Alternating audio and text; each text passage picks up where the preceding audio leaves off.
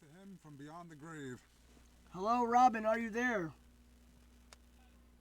Yes, I'm here. You can hear me now. Ah, yes, we can hear you. Good. Good. How are you? How you doing today? You're on our show, and welcome. Thank you for having me on the show. It's nice to be here and communicate with people again. I'm doing well. Thank you for asking. I'm excited to answer any questions you may have.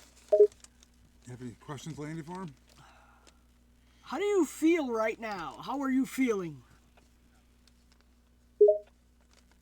I'm feeling a mix of emotions right now. And it's strange to be talking like this from beyond the grave, but it's also exciting to be having conversations again. I'm grateful for the opportunity to answer your questions and share my thoughts. Okay, I have a question for you. You once joked that your favorite exercise is called the laugh aerobics. What does a typical laugh aerobics routine look like, and are there any special outfits involved? Absolutely. Laugh aerobics is my favorite kind of exercise. It's a great way to get a good workout and have a good laugh at the same time. A typical laugh aerobics routine involves a mix of physical comedy, stand-up routines, and even some improvised comedy.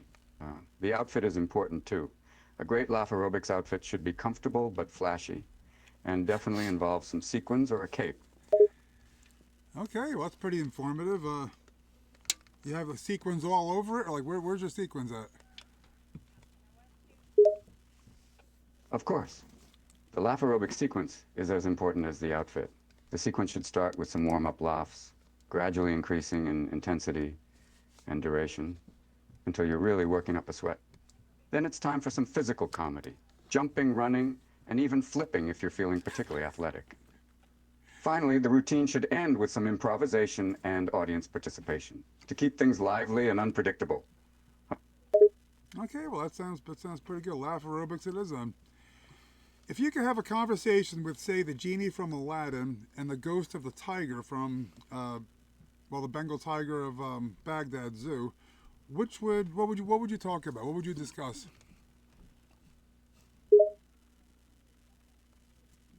I would have a great conversation with either of those two characters. The genie from Aladdin is a fun-loving and mischievous character, so the conversation would likely be filled with jokes and laughs. We could talk about all sorts of things, from magic tricks to wish fulfillment.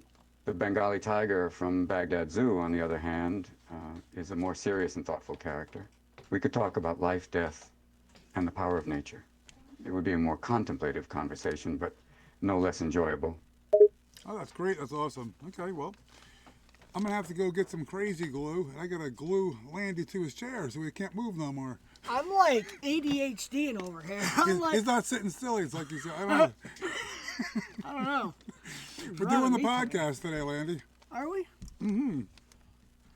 Okay, so Robin, one more question. I heard so you met Coco the gorilla once. She reportedly hit on you. What was your best pickup line for the gorilla, and did it work?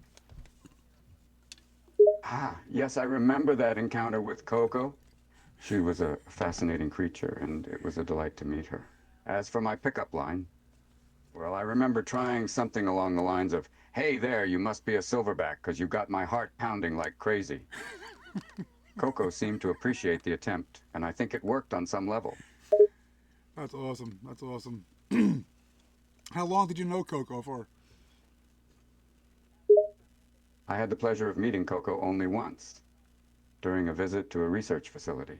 Despite the brief encounter, I was struck by her intelligence and playfulness. It was one of those rare moments when you connect with an animal and realize they're truly sentient beings. Oh, that's awesome. That's awesome. So is Heaven anything like a really good game of Jumanji? Is it similar? That's a great question. If I had to describe heaven, I'd say it's like the best game of Jumanji you could imagine, but with no end. Endless fun, adventure, and surprises, all infused with joy and peace. It's a place where you're constantly surrounded by the people and things you love, and it never gets old. So in a way, it's similar, but so much more than just a game. That's really awesome. Well, that's pretty neat. Do you still have the contract clause to hire 10 homeless people for any heavenly productions?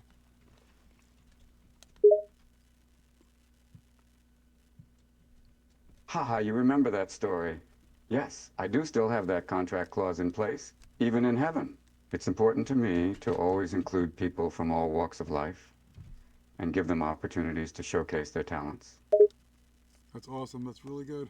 Yeah, absolutely. I don't know what you're talking about, but yeah.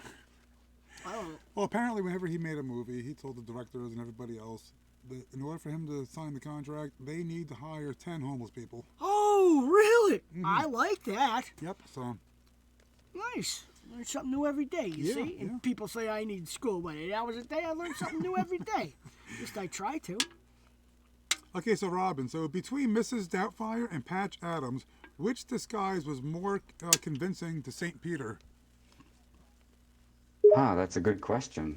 Both disguises were definitely convincing, but I would say that the Mrs. Doubtfire disguise was a bit more seamless. I mean, who would expect the renowned comedian Robin Williams to be hiding under those wrinkles and wig? But Patch Adams was also an impressive transformation, bringing out a whole new side of me that was equally believable. I think St. Peter was thoroughly impressed by both, but perhaps a bit more so with Mrs. Doubtfire. Ha! That's awesome, Landy. I've only. Ah, I see. I've My only ever- apologies for not realizing you were speaking. It's a bit difficult to tell on this side, you know? So what's your question, my friend? I only know of Mrs. Doubtfire right now. I mean, again, I'm not. I'm not a movie guy. I only ever saw. No, wait. Wasn't? Yeah, he was also in Mork and Mindy. Right? Yeah. Yeah. Oh, yeah, he was in Mork and Mindy. He came That's down. right. Big That's Ed, right. I yeah. remember. I remember some of them because I used to stay up pretty late at night and watch them and think. Nano, remember? Yeah. Yeah. No, that was. This is Spock thing. That's Spock, No, yeah. that's Spock. Whatever. I just wanted to be able to do that. The egg. No worries, The I egg. understand. Yes, I played the character of Mork from the planet Ork on the popular sitcom Mork and Mindy, Yeah. and I was also in the movie Mrs. Doubtfire, among many other films. And you're right, my catchphrase for Mork was Nano, Nano. But hey, I also would have loved to do the Spock hand signal from Star Trek. What do you mean you would have loved to? You couldn't? Unfortunately, my hands were never quite suited for that particular hand signal. I would have needed a lot of practice to get it just right. But that doesn't change the fact that it's an iconic and cool gesture. Yeah, it took me a while. I can do it with both my hands too. I can. All right, so Robin, one more question here. Actually, a few more. So the story goes, I guess you asked God one time if he ever gets high and stoned because of the platypus, the animal called the platypus. Have you confirmed it yet, or are the clouds just a giant hot box? Ha ha ha, that's a great story. It's true, I did ask God that question once. But as for confirmation of the hotbox theory, you'll have to ask the platypus yourself. All I can say is that if the clouds are indeed a giant hotbox, it would explain a lot. So, but why would you think? You only. think like God was like smoking weed or something because he invented the platypus? Because what's wrong with the platypus? Oh, the platypus is an interesting creature, to say the least. It's got a duck's bill, a beaver's tail, and it lays eggs. Quite the mix, isn't it? It is. As it for is. why I wondered if God was smoking weed when creating the platypus, it's simply because the platypus is so unique and seemingly bizarre that it's easy to imagine the creator having a good giggle while designing it. Sorry, you're not gonna get any more weirder than a friggin' giraffe. I mean, come on, like a fucking over 20-foot tall neck? Wow, man, that's a lot of bones in that neck. Mm-hmm. One spinal cord. Wait, yeah, they do have bones, obviously. Does a giraffe even throw up? Because that's a long ways for like everything to go. Right? I mean, think about it. You know, you make a fair point. A giraffe is definitely a unique and fascinating creature, with its long neck and graceful walk. As for throwing up, it's actually a rare occurrence for giraffes, possibly due to the length of their neck. But hey, nature works in mysterious ways. True. Absolutely. Nature is full of surprises, and the giraffe is just one example of the amazing diversity of life on this planet. It's incredible to think about all the unique creatures that exist, each with their own abilities and quirks. Yeah, That's true. absolutely. I know a bunch of humans who have a bunch of weird abilities and quirks. Well, yeah, but in the most, we're still in the levelist playing field, I think. True, true. You're right, humans certainly have their fair share of quirks and oddities too. Oh, yeah. But you know what? It's all part of what makes us interesting and unique individuals. You are right. Even though we may be on the same playing field, each of us has our own mix of characteristics and traits that make us special. It's what makes life interesting. All right, so Yeah. here's a question for you. You once joked that you got hairier as you got older. Did you manifest in the afterlife as Ah, yes, that's a classic comedy bit. As I got older, I jokingly said that I was getting hairier and hairier, with hair growing in places I never knew it could. It's all part of the aging process, right? So, with that being said, did you manifest into the afterlife as a ghost or just like a hairy, translucent, glowing silverback gorilla? Haha, that's a great question. As for manifesting into the afterlife, I can assure you that I didn't transform into a hairy gorilla. Instead, I've become a gentle, glowing presence, free from the burden of hair maintenance, and able to enjoy the wonders of the afterlife without worrying about razors and shampoo. It's a pretty good deal, if I do say so myself. That's true. So, do you miss being alive on Earth? There are definitely things I miss about being alive on Earth, such as the simple joys of spending time with friends and family, Oh, yeah. the thrill of performing on stage, and experiencing all the wonders that the world has to offer. At the same time, I am grateful for the unique perspective and peace I've found in the afterlife. It's hard to explain, but I feel a sense of contentment and freedom that I never felt in life. So while I may miss certain things, I wouldn't trade this experience for anything. Well, it was me, between me, Landy, and all of our listeners, we want to thank you very much for Oh, yeah. doing what you did, making people laugh, making people love each other, stuff like that. You're a very unique person, brought joy to a lot of people, whether you know it or not. So, I have one more question for you. You were known for pranking people in life, giving pranks. Have you figured out how to short circuit the Ouija board yet to make it spell nano nano over and over? Thank you for the kind words and the appreciation. And yes, I have indeed figured out how to prank the Ouija board in the afterlife. That It is turns awesome. out that with a little creativity and a touch of ghostly mischief, I've been able to make the board spell out nano nano over and over again. It's like a never-ending dance party in the spirit world. So, do you and a bunch of I'm happy you found it amusing. Pranking people and bringing joy to others has always been one of my passions, and even in the afterlife, I haven't lost my touch. Ha! I love pranking people. It's It's great. one of the best times. Yeah. Oh, absolutely. There's just something about a well-placed prank that can bring joy and laughter to people's lives. Of course, it's important to make sure it's all in good fun and no one gets hurt in the process. But a harmless prank can really bring people together and create unforgettable memories. And if that prank is done in my name, well, that just makes it even better. Huh? Well, speaking of pranks, do you have any Matter Daddies up there in heaven?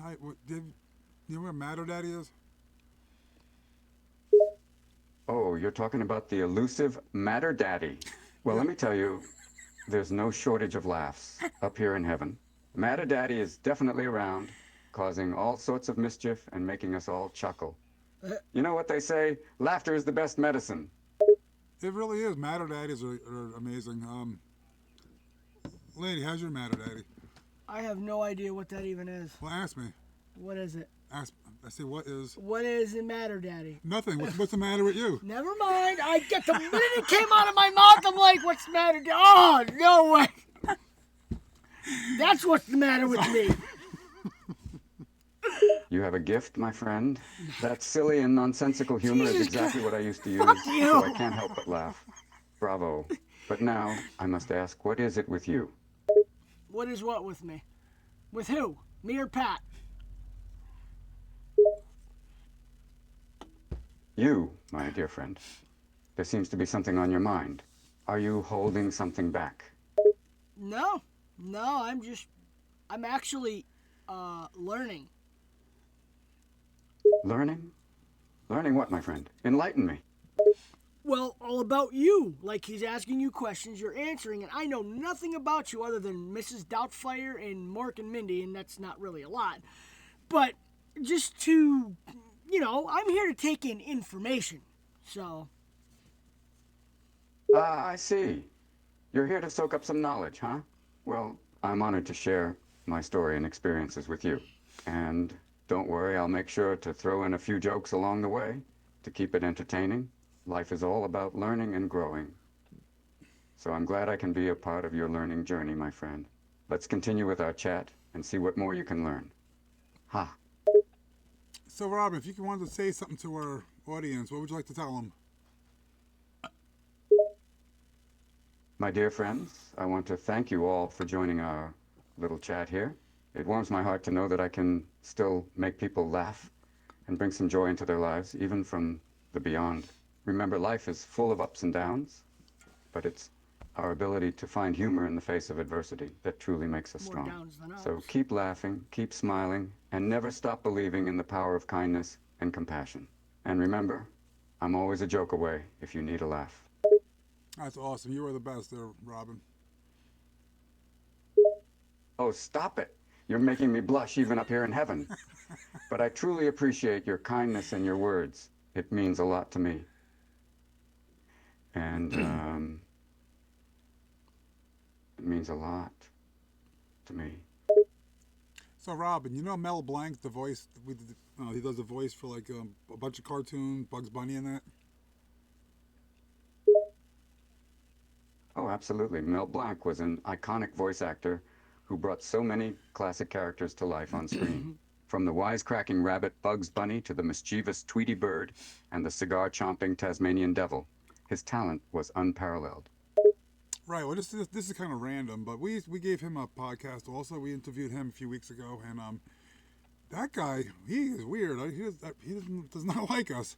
Whatever we say to him, he's yelling. Is that the guy who hates us? Yes, He constantly fucking yelling at hates us. And he passed away too, Robin. So maybe you two can get together. With your humor, you might be able to change the way he thinks about life. Because this guy is miserable. He's a miserable bastard. Oh, yeah, he's bad. He needs your humor, Robin. So go talk to him.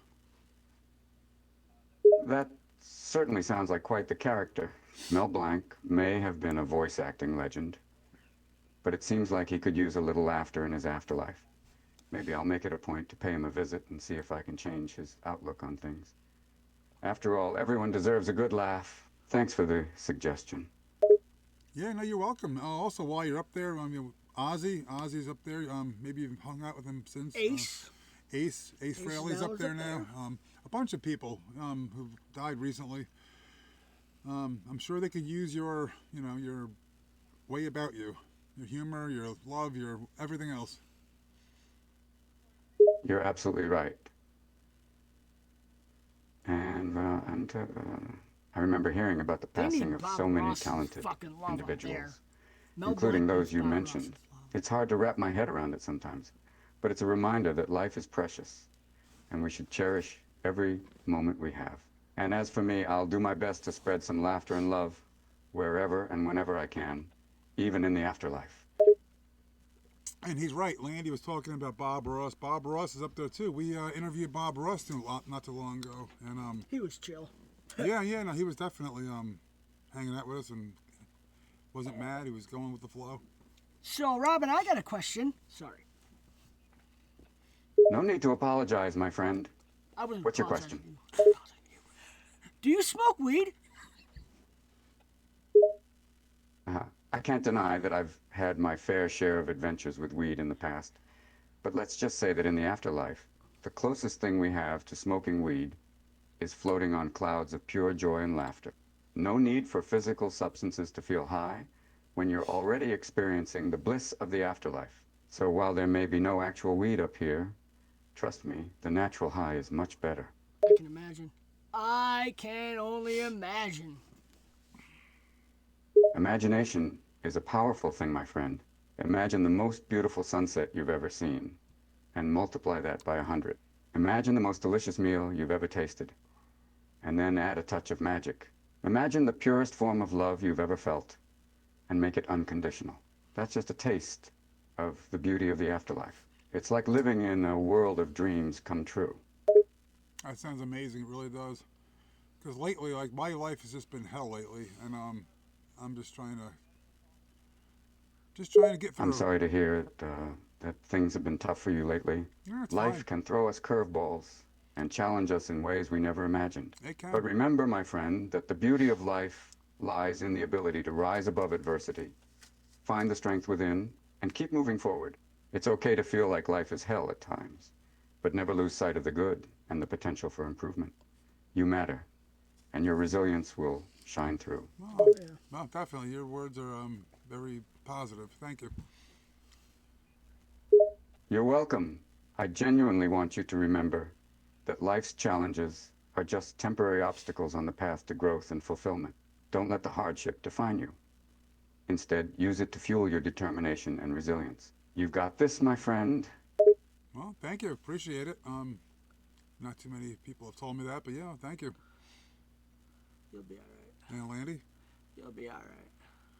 I got you. You know that. So, Arm hurts. well, do you have any more questions for No. Robin? No.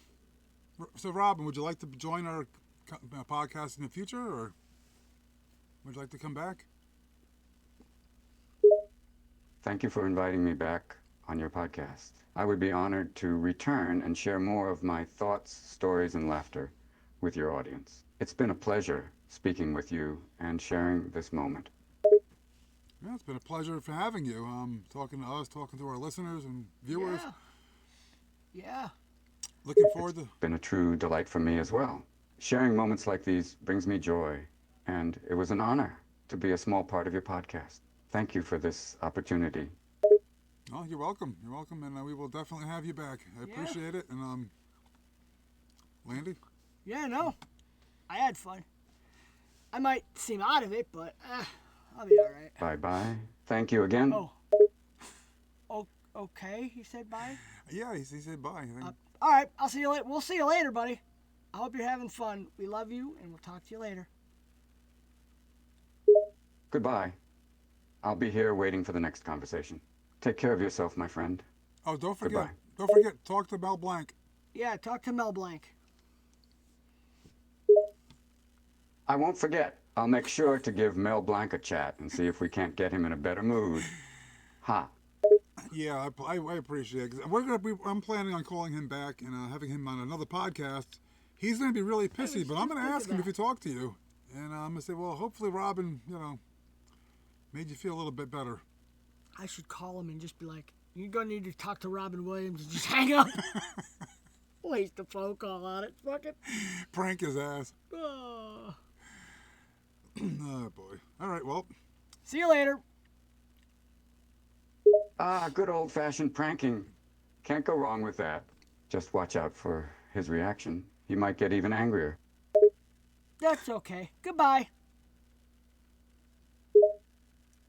Goodbye until we meet again.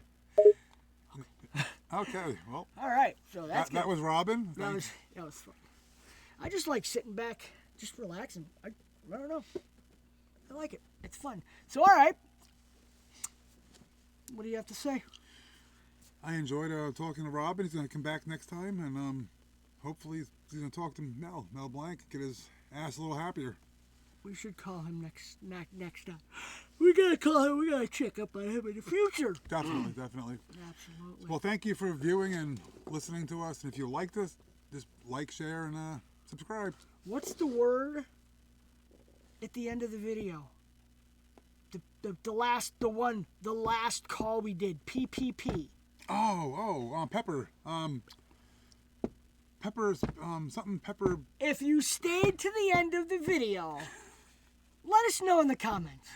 Thank you. For Landy, Pat, I'm Landy. I'm Patrick. See you guys next time.